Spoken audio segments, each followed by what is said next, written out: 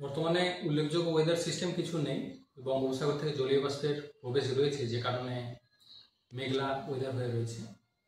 6 তারিখে আজকের দিনটা দক্ষিণবঙ্গে আংশিক মেঘলা আকাশ থাকার সম্ভাবনা। 7 থেকে 10 প্রধানত শুষ্ক পরিষ্কার ওয়েদারই থাকবে। 11-12 তারিখ আংশিক মেঘলা আকাশ থাকার সম্ভাবনা।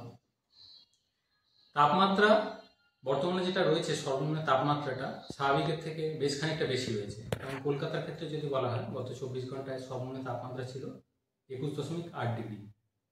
এটা স্বাভাবিকের থেকে প্রায় 5 ডিগ্রির মতো বেশি রয়েছে।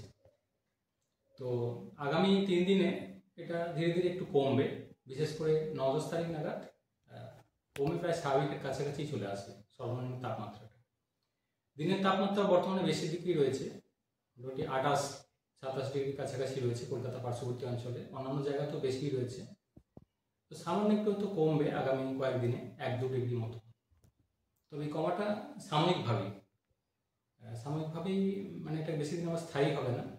আগামী কয়েকদিনে ধীরে ধীরে একটু কমবে রাতের তাপমাত্রাটা মেনলি, তবে এটা স্থায়ী হবে না বেশি দিন, পরে আবার বাড়বে। উত্তরবঙ্গের জন্য প্রধানত দার্জিলিং, কালিম্পং এই জেলাগুলো 2-1 জায়গায় হালকা বৃষ্টির সম্ভাবনা থাকছে আজকের দিনটা, বা হয়তো দার্জিলিং সাইডে কালকের দিনটা 2-1 জায়গায় হালকা বৃষ্টি কিছুটা সম্ভাবনা থাকছে। এছাড়া উত্তরবঙ্গের অন্যান্য জেলাগুলোয় আজকে 1-2 দিন মোটামুটি আংশিক মেঘলা আকাশ থাকার সম্ভাবনা, বৃষ্টিপাত সেরকম কিছু থাকছে না। আর তারপর উত্তরবঙ্গে প্রধানত শুষ্ক পরিষ্কার ওয়েদারই থাকবে 11-12 তারিখ পর্যন্ত।